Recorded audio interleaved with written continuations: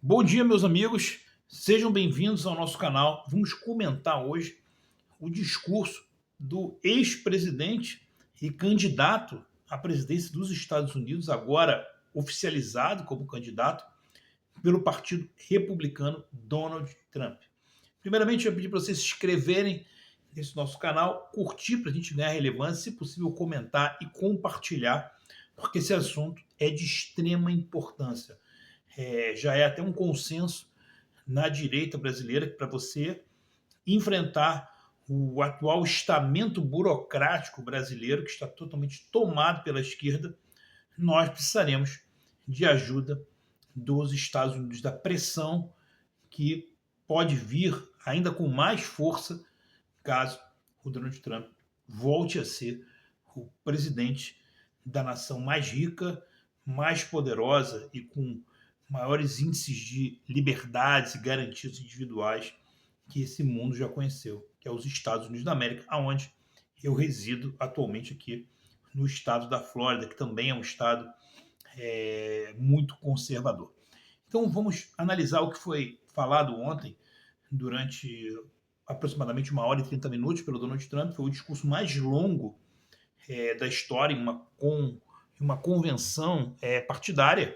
Os Estados Unidos funciona assim: você tem dois partidos principais, você tem os republicanos, que é a direita, né?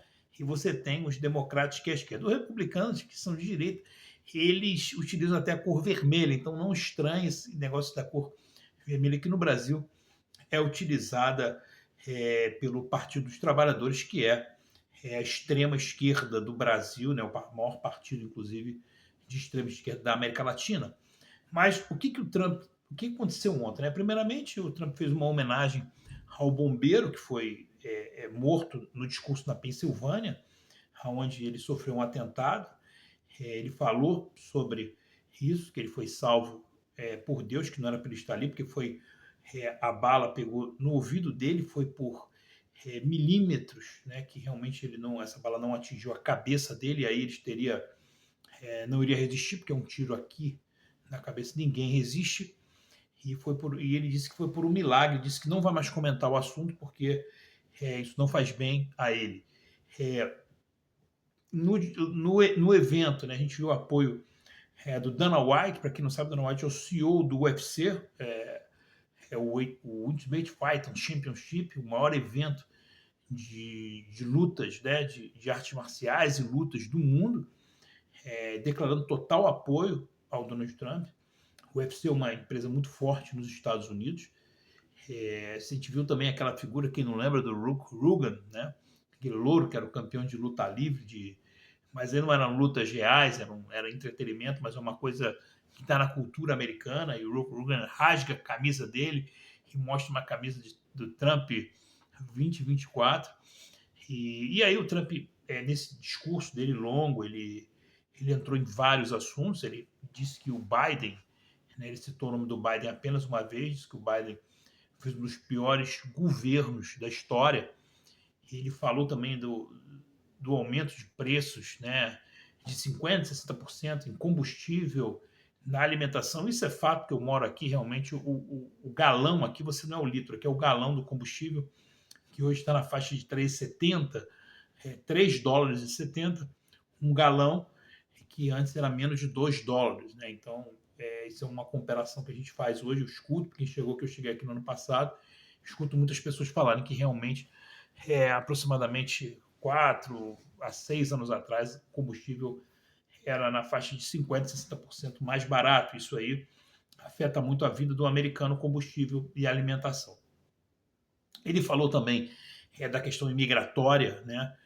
Que nunca tantos imigrantes ilegais vieram para os Estados Unidos. Ele não se colocou contra a imigração, mas ele não concorda com essas milhões de pessoas que atravessam a fronteira vindo do México, que diz que ali vem criminosos, vem bandidos, e é fato, tem acontecido isso nos Estados Unidos, sim.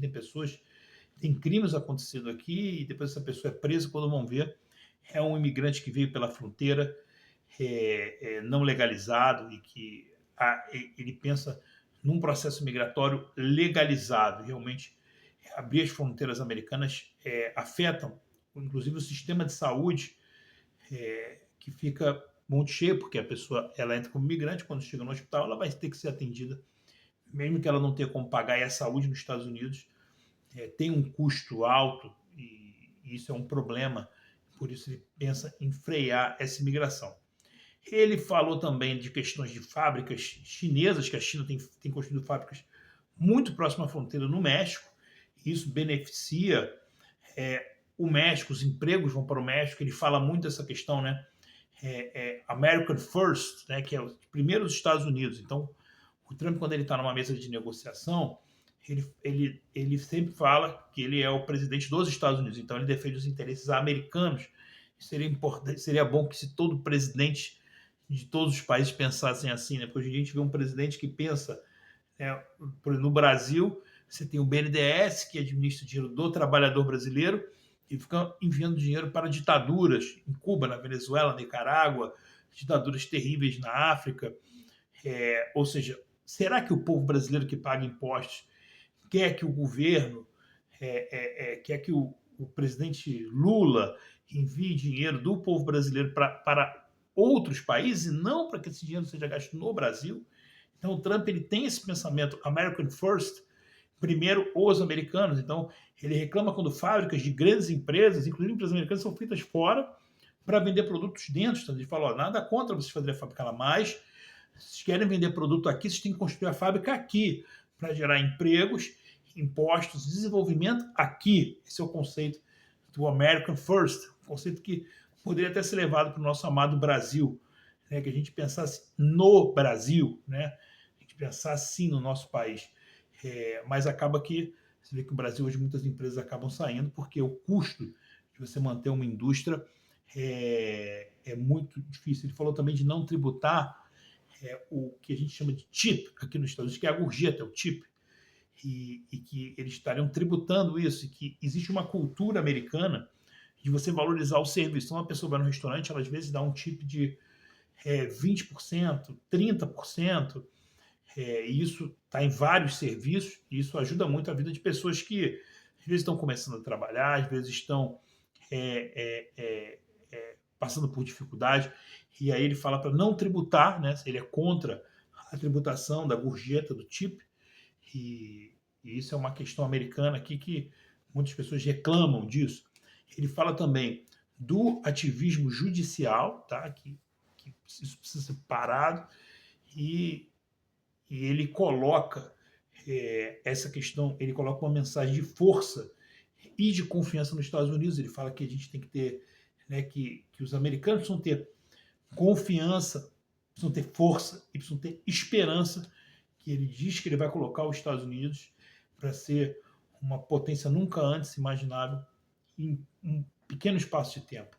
Ele fala também das guerras, falavam que ele era um cara que iria causar uma terceira guerra mundial, e no governo dele não teve ataque a Israel, a Rússia não atacou ninguém. Agora a gente sabe que a Rússia começou uma guerra com a Ucrânia durante o governo Biden, Israel também, né, um problema seríssimo no Oriente Médio e em outros lugares do mundo, e o Trump, ele realmente, durante o governo dele, era muito diferente. Ele fala que ele vai trabalhar para que essas guerras não aconteçam.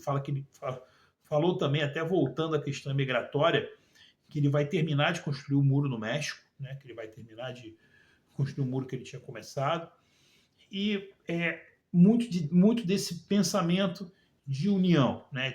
Os Estados Unidos ele pensa, o americano tradicional ele tem esse pensamento de estar unidos em torno de uma nação que tem como direitos naturais aquilo que foi escrito na Constituição deles, que é a mesma Constituição com mais de 200 anos, que foi escrita em 1776, lá na Fundação Americana, que você tem os direitos naturais, né, como o direito à legítima defesa, o direito à defesa da propriedade, a liberdade de expressão, tão importante para a gente hoje, que no Brasil foi rasgada. A liberdade de expressão está na primeira emenda americana. Muitos brasileiros não entendem o que é liberdade de expressão. Nos Estados Unidos você pode falar o que você quiser, você pode até ser processado, indenização, mas ninguém é preso porque pela sua fala, né? No Brasil, hoje em dia, se você critica um funcionário público, muitas vezes falando a verdade sobre os erros e abusos de autoridade, no dia seguinte a Polícia Federal está na porta da sua casa. Nos Estados Unidos, o povo tem uma consciência que é necessário a gente lutar contra isso. Que não existe uma nação livre sem a liberdade de expressão. E por isso foi escrito na primeira emenda americana. E eles dizem o seguinte, e eu acredito nisso também, que isso é um direito dado por Deus. Isso é um direito dado por Deus e não pode uma legislação tirar. Você imagina, o Brasil hoje sofre uma opressão enorme contra a sua liberdade de expressão. E ele fala da Venezuela, ele fala de Cuba, fala de diversas ditaduras também, e a gente sabe da importância que tem para o cenário brasileiro a vitória do Donald Trump aqui nos Estados Unidos, e isso pode até, nós não sabemos o caminho ainda, mas pode ser que isso influencie até numa mudança de cenário no Brasil e um crescimento da direita brasileira nessa onda aí que conseguiu colocar o Milei na Argentina. É provável que o Trump volte a ser o presidente aqui nos Estados Unidos, já que o Joe Biden está numa situação muito complicada. Isso aí pode também afetar o Brasil e ajudar o Brasil a se libertar desse regime que ocupou todos os espaços, tomou ideologicamente, né, a nossa educação, tomou a mídia, tomou a máquina pública por completa, e hoje nós temos um povo no Brasil escravizado, né, um povo que trabalha para pagar impostos e que, se falar alguma coisa, acaba preso. Então é isso, pessoal. Se inscrevam no nosso canal, compartilhe esse vídeo, mande para mais gente. É importante a gente entender a eleição americana. Eu vou fazer um vídeo, pelo menos um vídeo por semana, comentando as eleições americanas aqui dos Estados Unidos. Vou tentar estar presente em alguns comícios do Trump, em alguns eventos, e já estou aqui em contato com algumas pessoas aqui nos Estados Unidos que me passam algumas informações que a gente possa traduzir e levar ao Brasil. Algumas informações vêm em inglês, então a gente precisa traduzir, coloco no canal, envio para vocês, e a gente vai torcendo aí para que o Donald Trump possa ser o presidente americano, vencer as eleições esse ano, e que isso influencie de maneira positiva o nosso amado Brasil. Que Deus abençoe a América e que Deus abençoe o Brasil. Um abraço, meus amigos.